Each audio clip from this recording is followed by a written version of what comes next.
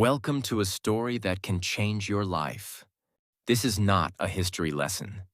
This is not about cars, machines, or companies. This is a true story about belief. The kind of belief that refused to die, even after failure, rejection, and loss. This is the story of a man who came from nothing. No money, no connections, no support. They told him, "You're just a farm boy. You're wasting your time. No one needs cars. We have horses." But he didn't listen. He didn't stop. He didn't doubt. Because in his heart, one voice whispered, "You were born to build something that will outlive you." And he did. His name was Henry Ford. And because of him, the world started moving. Before him, travel was slow, expensive. Only rich people could dream of cars. After him, cars became so cheap and simple that even a worker could own one. He democratized transportation. He changed the way we work, the way we live, the way we move. But this story is not just about what he built. It's about how he built himself. From pain, from loneliness, from total failure. And if you stay with this story till the end, you will not only discover how Henry Ford became one of the most powerful men in history, you will also learn how to rebuild yourself, with no excuses. And while you listen, you'll also be learning English. Real English. Story-based English. Emotional English. This is the kind of English that sticks in your heart, not in grammar books. So don't just sit back. Open your mind. Open your heart. Because this is not just a story. This is a transformation. Part 1. The Boy Who Loved Machines, 1863 to 1880. Henry Ford was born on July 30th, 1863, in Greenfield Township, Michigan, USA. It was a quiet, simple village. No factories, no electricity, no noise. Only farms, fields, and family chores. His father, William Ford, was an Irish farmer. His mother, Mary Ford, was warm, strong, and kind. She held the family together. They had 6 children, and Henry was the first son. Their home was small but strong, built with wood, heated with fire, and surrounded by green. From the outside, Henry seemed like a regular farm boy. He woke up early, fed animals, carried water, collected eggs, cut wood. But deep inside, he felt different. He didn't enjoy feeding chickens. He didn't enjoy plowing the land. Why do we have to do everything by hand? Why is life so slow? There must be a better way. These questions didn't go away. They grew stronger every day. One summer afternoon, when Henry was just 12 years old, he saw something that changed his life forever. A farmer nearby had bought a steam-powered machine. It was called a steam engine. It could do in minutes what a man took hours to do. It moved, it hissed, it roared. Metal parts clicked and danced like magic. Henry was shocked. It was no longer man working for hours. It was machine doing it in seconds. He ran towards it, touched it, watched it for hours. He was obsessed. From that moment, one thing was clear. I want to understand machines. I want to build them. I want to change the world with them. Henry started collecting old watches, scrap metal, and broken parts from anywhere he could. By age 15, he had built his own small steam engine model in a shed beside the house, completely on his own. His hands were dirty, his clothes were torn, but his eyes were full of light. When people saw it work, they were shocked. They said, "He's just a boy. How did he do this?" His father didn't understand. He wanted Henry to become a farmer like every other son. But Henry's heart was clear. He didn't want to grow vegetables. He wanted to grow machines. When Henry was 13, the worst moment of his young life came. His mother, Mary, died. She was his protector, the only person who encouraged his machine dreams. He cried for days, refused to eat. He felt completely alone in a world that didn't understand him. But in that darkness, he remembered her words. "Henry, don't ever stop following that light inside you." And he didn't. At 16 years old, Henry made a choice. He packed his small bag, said goodbye to his family farm, and walked away. He was not running from something. He was running toward something, toward a city, toward machines, toward his future. He moved to Detroit, a fast-growing city full of factories, workshops, and innovation. In Detroit, Henry worked as an apprentice machinist, fixing engines, oiling machines, and studying every moving part. He worked 10 to 12 hours a day. He earned $2.50 a week. But he didn't care about money. At night, he didn't sleep. He read books about machines. He studied blueprints. He built small parts with his own hands. He didn't go to college. He didn't go to parties. He went to work. That's what built his mind. That's what shaped his destiny. Part 2. The first car, the first failure, and the fire inside. 1880 to 1893. Detroit in the 1880s was loud. Smoke filled the skies. Factories pumped out metal, sparks, and sweat. Men worked with fire and steel. This was the age of machines. And Henry Ford was exactly where he wanted to be. But while others were fixing machines, Henry was thinking something dangerous. What if I make a machine that moves by itself? At this time, people used horses for everything. To carry people, goods, wood, food. If you wanted to travel, you needed a horse. If you were poor, you walked. And Henry looked at the world and thought, this is too slow, too expensive, too limited. He didn't just want to create a car. He wanted to create a new way of life. But in 1885, this idea was laughable. People said, if man was meant to move fast, God would have given him wheels. Horseless vehicles? That's for the rich, not for workers. Engines are dangerous. They'll explode. But Henry didn't argue. He just started building. Henry worked full-time at Edison Illuminating Company.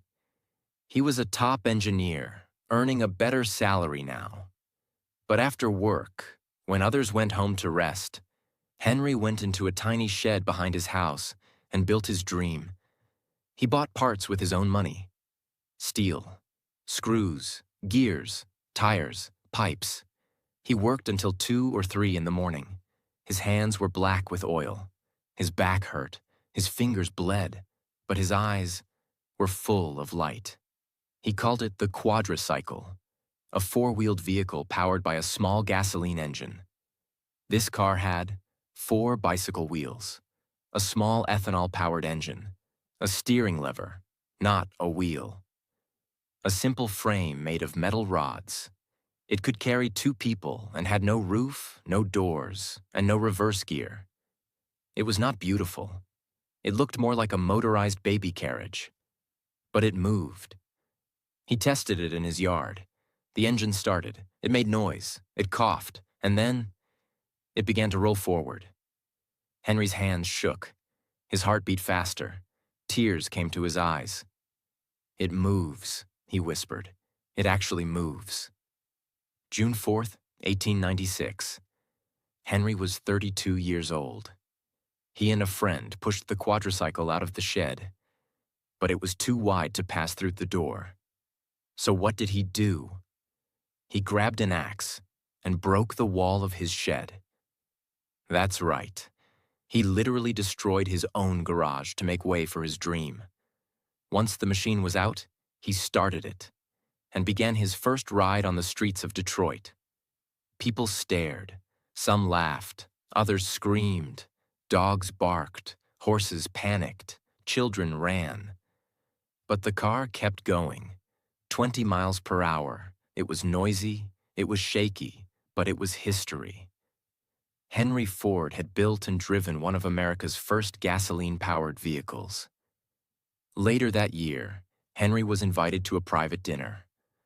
Among the guests, Thomas Edison, the most famous inventor in the world. Henry explained his idea: a cheap car that anyone could buy, a vehicle for the common man. Edison slammed the table with excitement. He said, "Young man, that's the thing. Keep at it. Electric cars are too heavy. Your gas-powered car is the future. You've got it." That night, Henry didn't sleep. Edison's words were fuel. In 1899, Henry raised money from investors and started his first company, the Detroit Automobile Company. Now he had a factory, employees, machines. It looked like success, but the company was a disaster. Why? The cars were too expensive. They broke easily. Production was slow. Henry kept changing designs to make them better, and the investors got angry. After just 18 months, the company shut down. People said, "We told you, he's a dreamer, not a businessman." Henry was humiliated. He had no job, no company, no car. Most people would give up. But Henry Ford was not most people. He didn't quit. He went back to his garage. No investors, no workers, no fancy tools, just him. And the burning desire to try again. He studied what went wrong. He simplified the design. He rebuilt the engine. He imagined a new company, one that would build fast, strong, simple cars, not complicated machines. He started working on a new project, the 999, a racing car. To get attention, Henry decided to build the fastest car in America. He designed the 999, a giant red monster with 80 horsepower and no hood, just fire, pipes, and power.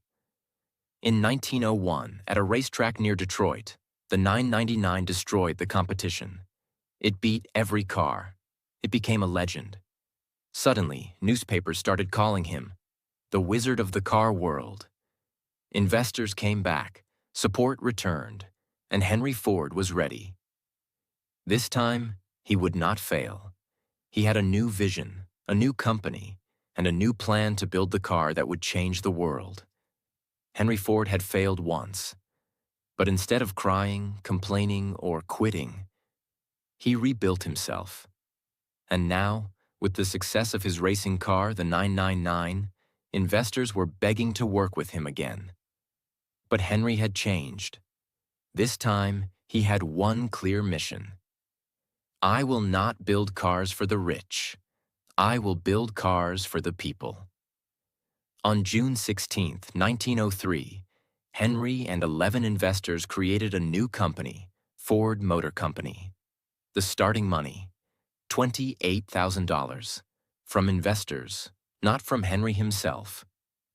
Headquarters, a rented building on Mack Avenue in Detroit.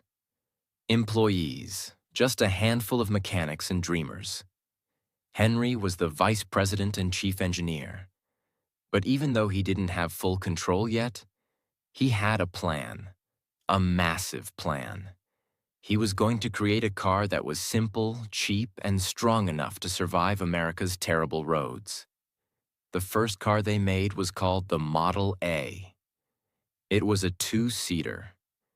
It had a small engine, leather seats, and a price of $850, which was a lot of money back then. It was a success. In the first week, they received over 1,000 orders. But Henry wasn't satisfied. "This is just the beginning," he said. "I will build something better, something the world has never seen." So he kept improving. He made Model B, Model C, D, E, F, and more. Each car was stronger, faster, and more reliable. But Henry still wasn't happy. Why? Because the price was still too high. In secret, Henry worked day and night on a new idea. He wanted to build a car that would last for years, drive on rough, muddy American roads, be easy to repair, be affordable, even for factory workers. This dream became his obsession. He called together a small team of the smartest minds he could find, including Childe Harold Wills, a brilliant engineer, Joseph Gay Lamb, a Hungarian immigrant, and a group of mechanics who didn't go to university but knew how to work with their hands. Together, in a small wooden building, they worked in silence. Months passed. They built. They tested. They broke things. They started again. And then finally, in 1908, they gave birth to something that would change history. In October 1908, the Model T was born. It had a 4-cylinder engine, a top speed of 45 miles per hour, 20 miles per gallon, simple controls anyone could learn, a strong steel body, and most importantly, it cost just $850 and would drop much lower later. People laughed at first. They called it Tin Lizzie, an ugly name for a beautiful idea. But the public didn't care. They didn't want fancy.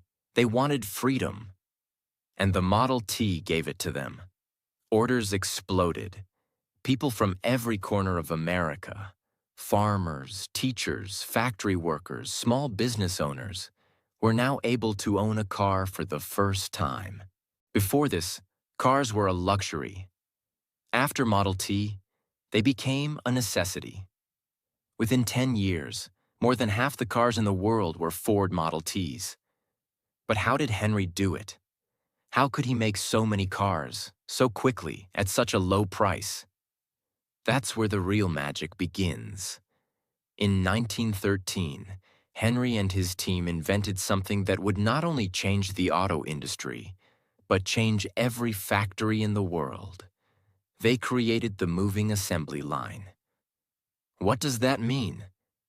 Before this, a group of workers would stand around a car and build it together, piece by piece. It was slow, expensive, tiring, but Henry flipped the system. Instead of workers moving around the car moved to the workers. Each worker had one job, one small task, one simple action, repeated again and again. Like this. One man attached the wheels, another installed the engine, another did the steering, another added the seat. The car moved along the line, and at the end, it was finished. The result?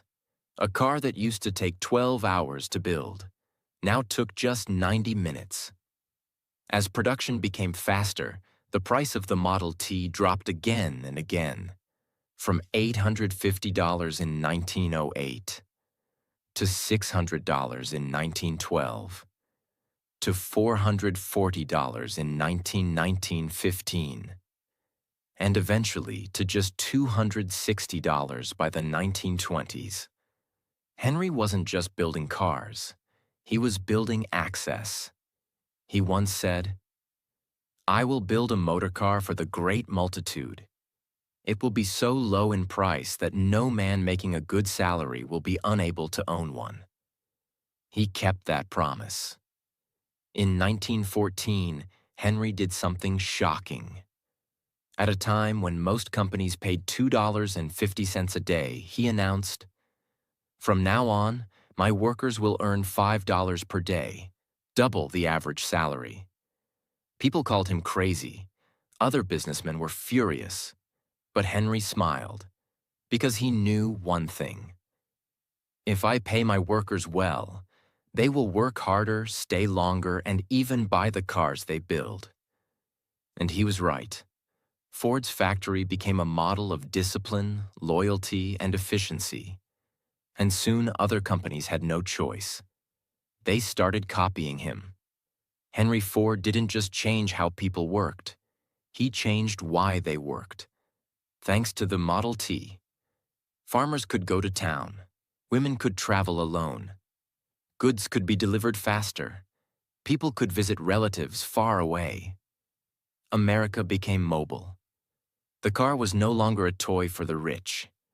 It was a tool for the future. And in the middle of this revolution, one name stood at the center of it all: Henry Ford. Part 3. The Empire, the Ego, and the Enemies, 1914 to 1927. The Model T was everywhere. His factory was the most productive in the world. And the man himself? He was becoming richer than he ever imagined. But something else was happening too. Henry Ford was changing.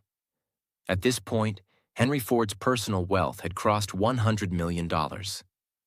In today's value, that would be billions. He could buy land. He could build cities. He could hire thousands. But something inside him began to shift. He started believing that he was always right. He stopped listening to advice. He became more stubborn, more private, more controlling. Some say he was just focused. Others say he was becoming arrogant. But no one could deny one thing. He had built an empire. And now, he ruled it like a king. In 1917, Ford began building something the world had never seen before. A factory so massive, so complete, so powerful, that it didn't just build cars. It created them from raw earth. This was called the River Rouge Complex, built along the Rouge River in Dearborn, Michigan. This single facility had its own steel mill, a glass factory, a rubber plant, an electric power station, its own railway system, even its own hospital and police. It could take raw iron ore from ships, melt it into steel, form it into parts, build engines, paint bodies, and roll out a complete car at the end. It was the most advanced factory the world had ever seen. Nothing like it had ever been done. Henry didn't just build cars. He built a machine that made machines. But behind the success, something strange was happening. Henry Ford started keeping more secrets. He avoided reporters. He didn't attend big meetings. He stopped dressing fancy. He became very quiet and started writing his own personal newspaper called the Dearborn Independent. In it, he shared his opinions on the world, business, and society. Some of those ideas were controversial and even dangerous. His mind was brilliant, but also complicated. He believed in hard work. He hated bankers and Wall Street. He wanted peace in the world. But sometimes his words sounded bitter, angry, and full of judgment. People began to whisper, "Is he just a genius? Or is he becoming something darker?" Around this time, Henry faced a powerful legal battle. Two of his original investors, John and Horace Dodge, had helped him in the early days. But now, they were angry. They believed Ford was keeping too much money for himself. They believed he wasn't respecting their shares in the company. So they took him to court. The case became public. Newspapers loved it. For months, America watched the courtroom drama. Henry Ford, the working man's hero, versus the Dodge brothers, the bold businessmen. Finally, in 1919, the court ruled in favor of the Dodge brothers. Ford had to pay them millions of dollars. But instead of being defeated, Henry did something shocking. He said, "Fine, if the court says I have to treat my investors fairly, then I'll get rid of my investors." Henry and his son Edsel Ford made a bold plan. They would buy every single share of Ford Motor Company. They would take it completely private. No more stockholders, no more boardrooms, only Henry. In just a few months, they bought out every investor, including the Dodge brothers. The price? Over $100 million. But now, the company belonged 100% to the Ford family. Henry was no longer just a car maker. He was now the king of his own kingdom. By now, Henry's only son, Edsel, had grown into a smart, soft-spoken man. He was different from his father, gentle, artistic, and modern. Edsel loved elegant car design. He wanted to build faster, more beautiful cars. He wanted Ford Motor Company to grow globally. Henry, however, didn't agree. He believed in strength, not beauty. He wanted simple cars, not stylish ones. This caused a quiet war between father and son. Henry gave Edsel the title of president, but kept all the control.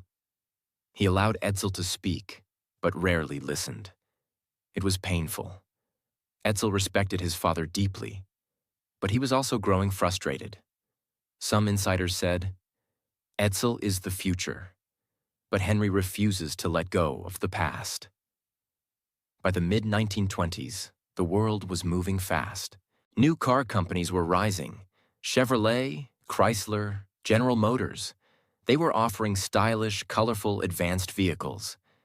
But Henry refused to change. He still believed the Model T was perfect.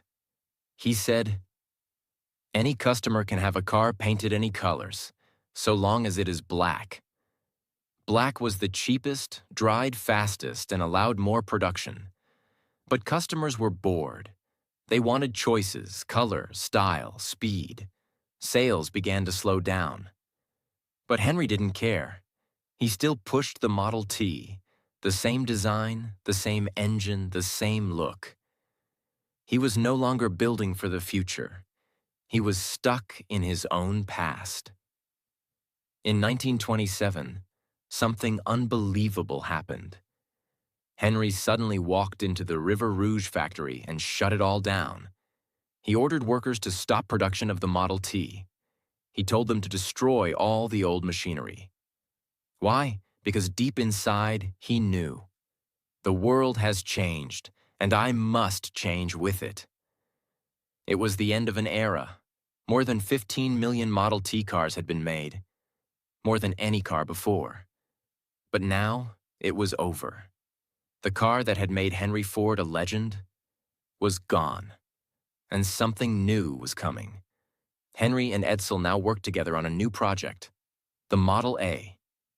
It would be faster, more beautiful, more advanced. But the process wasn't smooth. Henry still argued. He still wanted control.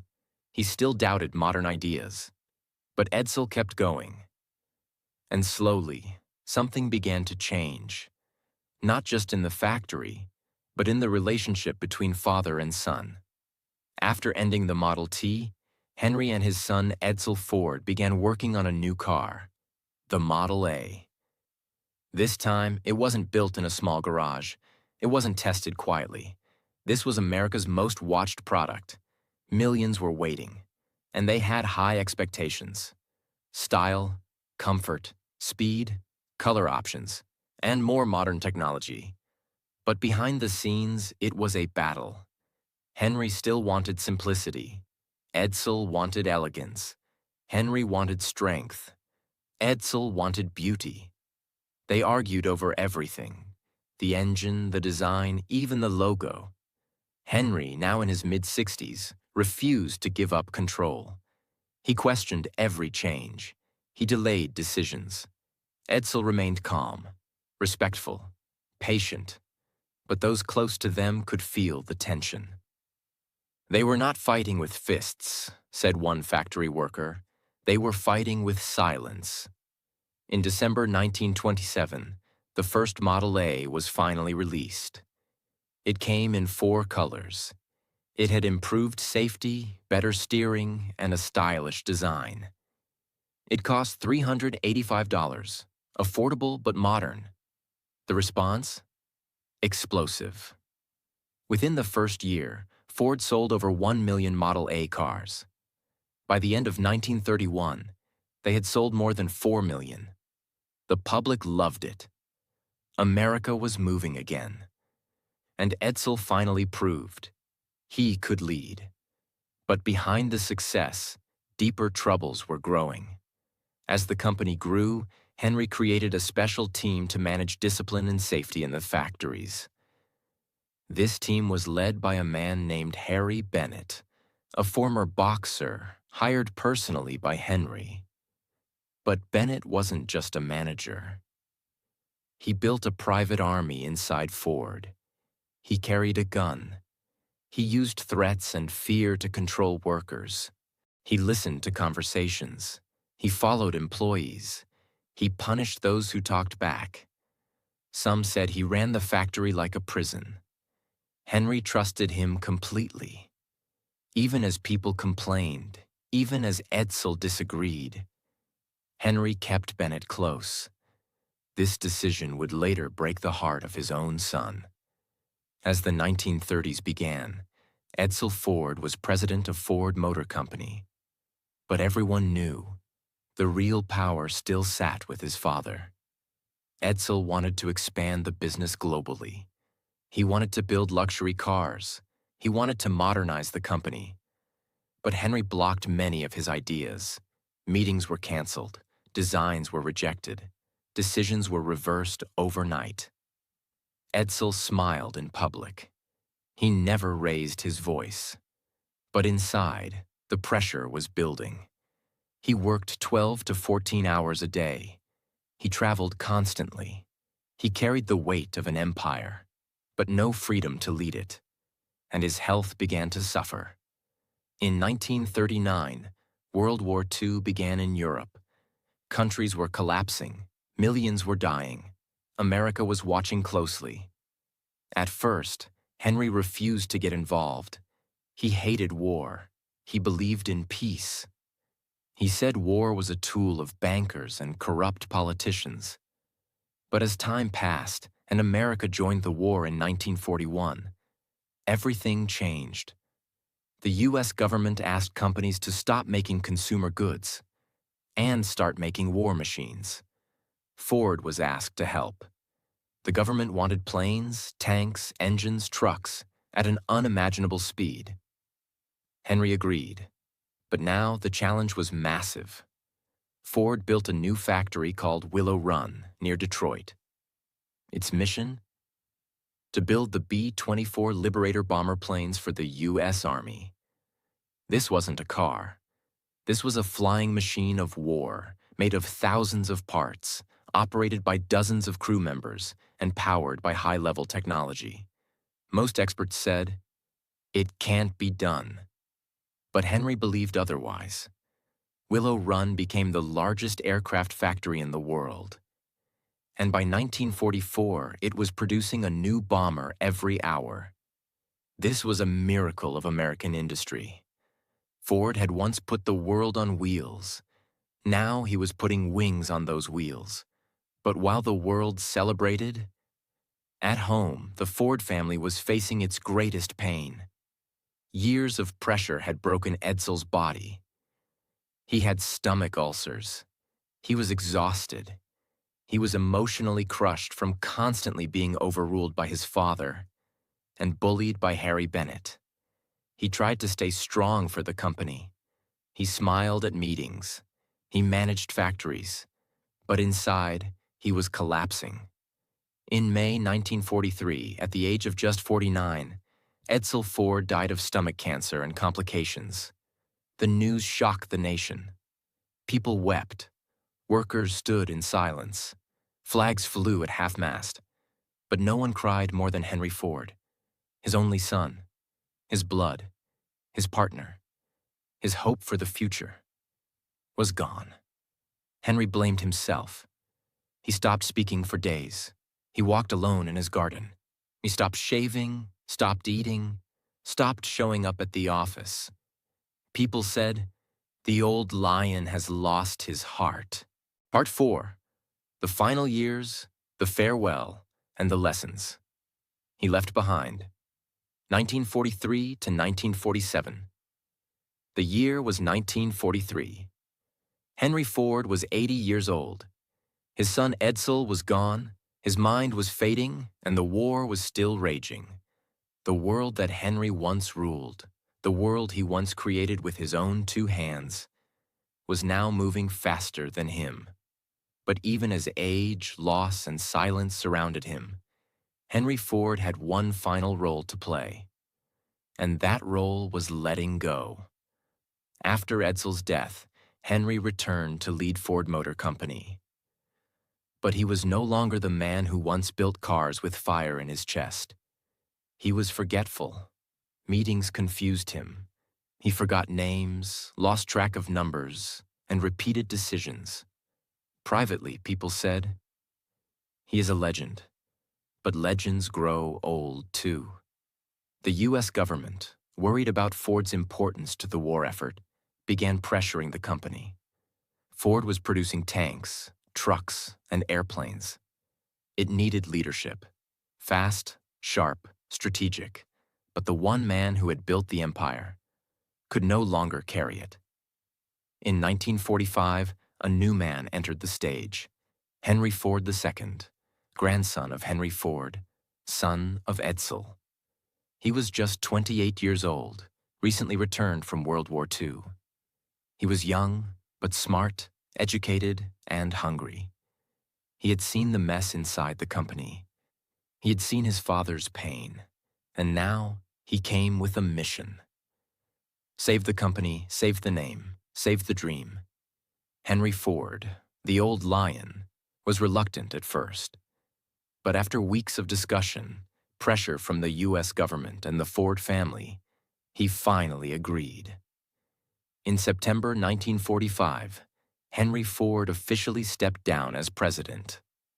After 42 years of building, leading, ruling, and creating, he walked away from the company that bore his name. After retirement, Henry moved back to his estate, Fair Lane, in Dearborn, Michigan. It was a quiet place, surrounded by trees, birds, and nature. The man who once built the loudest machines in history now spent his days in silence. He walked in his garden. He fed the birds. He sat by the window and read letters. Sometimes workers would see him walking through the old Ford factories, slowly, carefully, watching the machines he once gave life to. He didn't speak much. He didn't smile much. But he was present, in the place where it all began. At Fair Lane, everything reminded him of the past. The small toolbox he once used as a boy. The chair where Edsel sat with him during summer afternoons. The letters from inventors and presidents, now kept in drawers. The Model T parked in his garage. Untouched, quiet, legendary. But perhaps the loudest silence in the house was the absence of Edsel. Some said Henry never fully forgave himself, that he blamed his pressure, his stubbornness, his pride, for pushing Edsel too hard. He never said those words, but he didn't have to. The way he walked, the way he looked out the window, the way he held Edsel's photo in his study, it all said everything. On the night of April 7th, 1947, a massive storm hit Dearborn. Lightning lit up the sky. Rain poured hard. That night, the power went out across the city. In Fair Lane, Henry Ford sat by a small candle. No electricity, just firelight, the way it was when he was a boy. He sat silently, breathing slowly, his eyes soft. Around 11:40 p.m., Henry Ford passed away in his bed. Peacefully, calmly, quietly. He was 83 years old, the man who gave the world motion, left the world in stillness. His funeral was held in Detroit. Thousands came. Workers, engineers, businessmen, teachers, presidents, farmers. All stood together, not in silence for a car maker, but in honor of a world maker. They didn't just thank him for his inventions. They thanked him for their lives. The father who got to visit his son because of a car. The mother who could work in a city because she could travel. The student who dreamed bigger because he saw what one man could build. After Henry's death, the company continued under his grandson, Henry Ford II.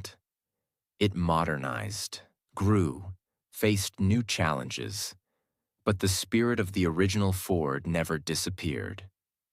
Today, Ford Motor Company is one of the most recognized companies on Earth.